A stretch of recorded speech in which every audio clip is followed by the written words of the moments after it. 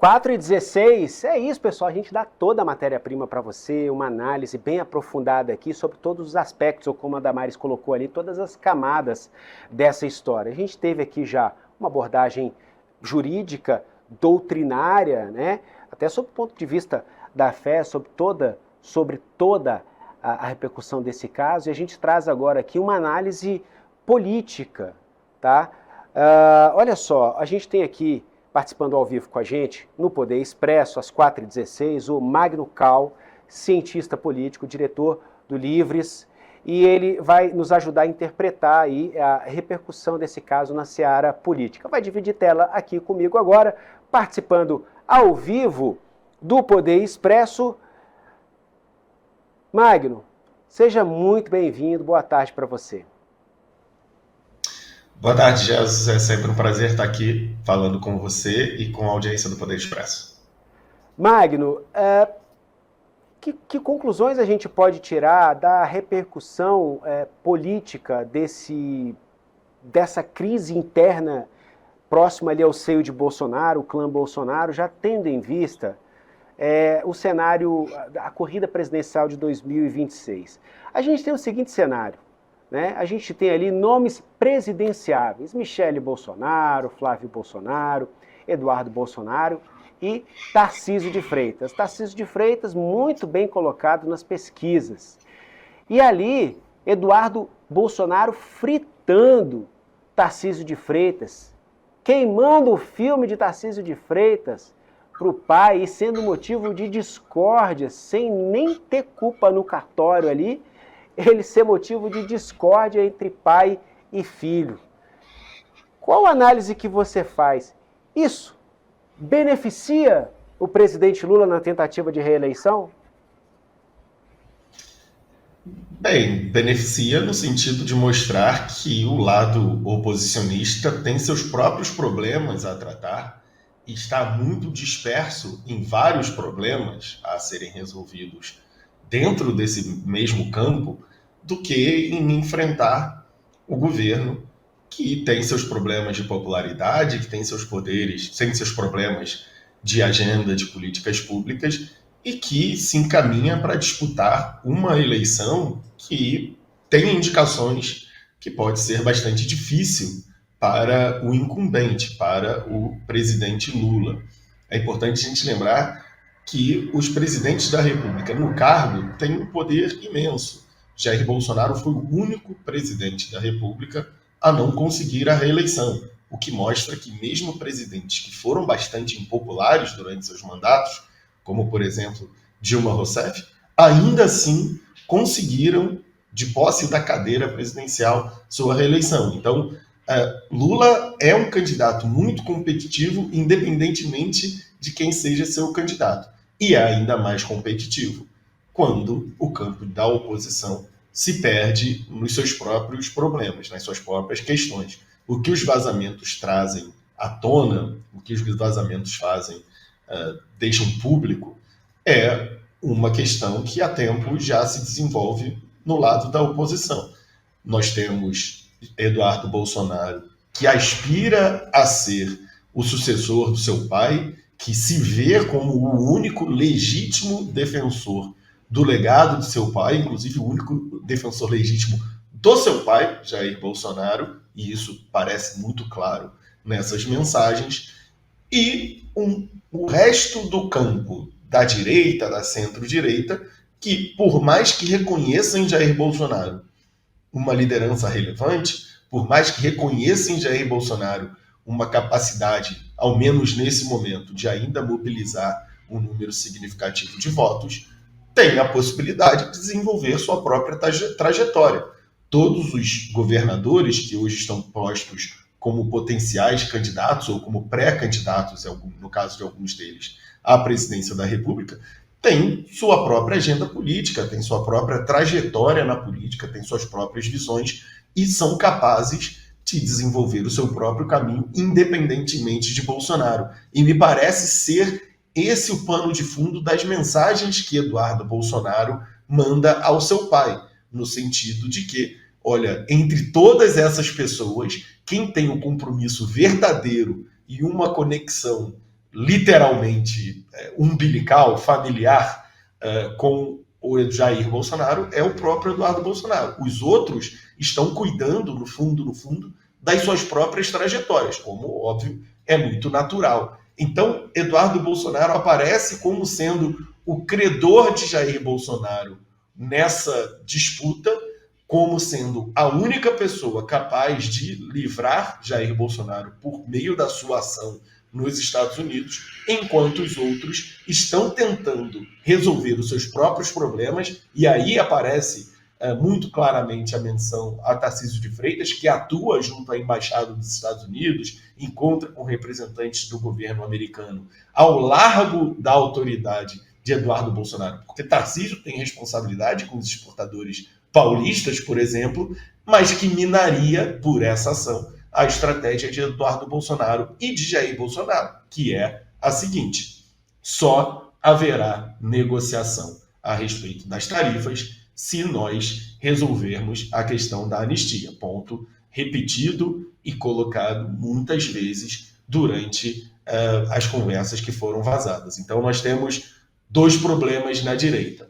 Um problema é que, em algumas situações, o interesse da família Bolsonaro, que é livrar o seu patriarca da justiça, se sobrepõe ao interesse nacional e, às vezes, até se sobrepõe ao interesse daqueles presos pelas manifestações e os ataques de 8 de janeiro. E o outro problema é que há uma disputa interna para ver quem será o sucessor de Jair Bolsonaro, e dentro dessa disputa interna há uma hora em que precisam demonstrar fidelidade a Jair Bolsonaro, como fez hoje Tarcísio de Freitas em suas declarações, mas, ao mesmo tempo, também precisam sinalizar ao Brasil que, caso Jair Bolsonaro venha a ser preso, eles têm a capacidade de liderar uma agenda de oposição ao governo do PT para as eleições de 2026, que, por sinal, tem recebido muito pouca atenção da oposição, sendo que é uma eleição que se aproxima muito rapidamente e que é uma eleição possível para a oposição vencer, dado que o governo Lula e o próprio presidente Lula têm alguns problemas de popularidade muito conhecidos. Magno, você é um cientista político, mas eu quero te convidar a trazer aqui um olhar, vendo até um aspecto, quem sabe, psicológico dessa relação entre Silas Malafaia e Jair Bolsonaro, e do ponto de vista da estratégia, do marketing político. Afinal de contas, o cientista político ele sempre olha, né, o potencial de cada candidato, de cada presidenciável, traça todos os cenários possíveis, e a gente continua falando de 2026.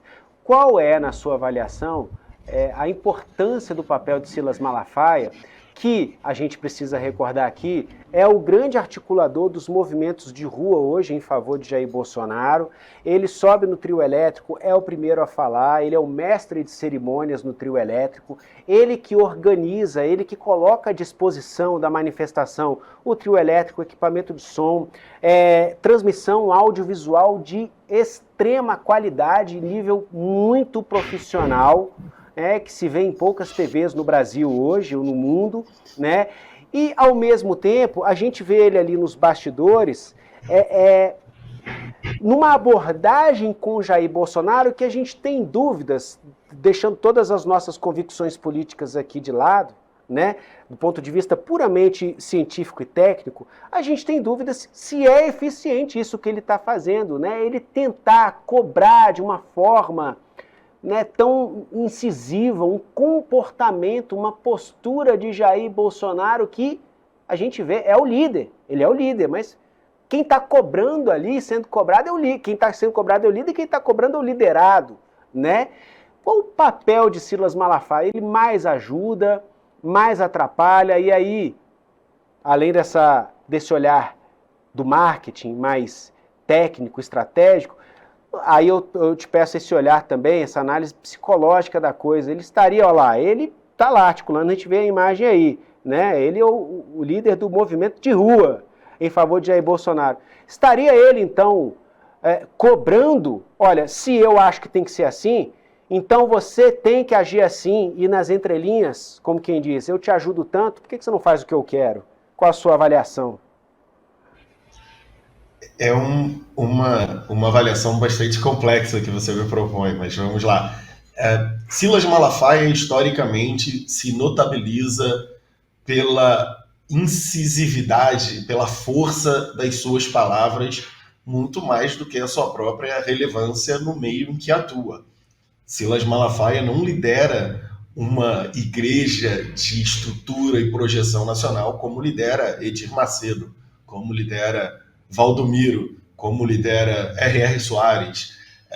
A sua igreja é uma igreja menor, de menor estrutura, mas Silas Malafaia se notabilizou pela sua oratória. Silas Malafaia construiu carreira vendendo fita cassete de vídeo para evangelizar as pessoas e desde aquele tempo se notificou, se tornou conhecido e famoso pela sua incisividade, pelo seu uso da palavra, e sempre agiu assim, mesmo quando apoiou Luiz Inácio Lula da Silva nas suas primeiras campanhas à presidência, antes de se converter num militante pró-Bolsonaro. Então, o exagero retórico é parte da carreira de Silas Malafaia, seja como pastor, seja como militante político, que é como ele tem se notabilizado nas últimas décadas, principalmente por meio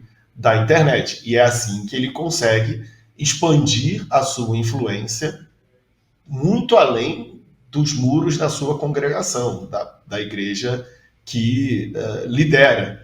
Isso é com essas palavras que ele se aproxima de Jair Bolsonaro.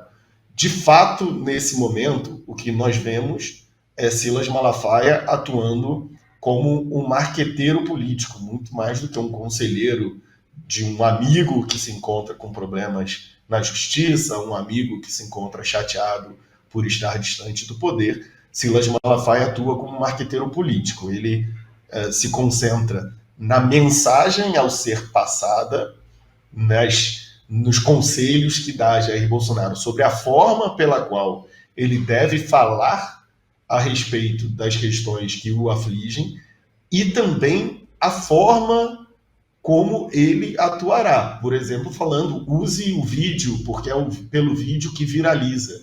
Então, é um trabalho completo de marqueteiro, de forma e de conteúdo que Silas Malafaia oferece a Jair Bolsonaro. No entanto, quando alguém se encontra numa briga, você tem sempre o amigo que é o anjinho ao seu lado, dizendo, deixa disso, calma, pense bem, e o diabinho que está no seu outro lado, como nos desenhos animados, dizendo, vai lá, atiça ele, o que você tem a perder? Ora, Jair Bolsonaro tem muito a perder. E o que aparece na conversa de Jair Bolsonaro com seu filho Eduardo, quando ele diz, converso com muitos no STF, e diz para que não se ataque Gilmar Mendes.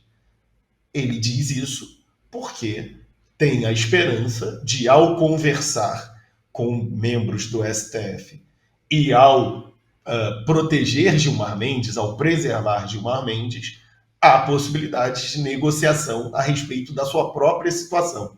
Então, Jair Bolsonaro tenta negociar um caminho menos complicado para si, enquanto Silas Malafaia acredita que a única saída é para frente, que a única defesa é o ataque.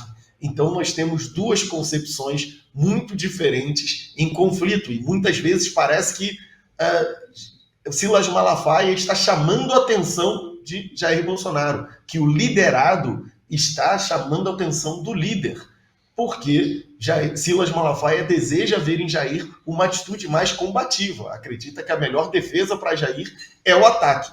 E Jair Bolsonaro, um tanto relutante em relação a essa estratégia, diz que está estudando a situação, que entende que precisa conversar, entende que há argumentos a ser postos, diz a seu filho Eduardo que para preservar Gilmar Mendes e que está conversando com o STF, por acreditar seguramente que há possibilidade de conversas e que por meio da conversa, por meio da negociação, ele conseguirá ter uma pena mais branda, conseguirá que suas demandas sejam mais bem recebidas pelo STF. Mas como tudo que envolve Jair Bolsonaro e como tudo que envolve essa história, nós vemos que essa situação se evolui em ondas. Às vezes nós temos ondas de muita combatividade, às vezes nós temos ondas um pouco mais acomodadoras. Então nós vemos Jair Bolsonaro ter posturas acomodadoras, mas nada, claro, impede que no momento seguinte ele vá ter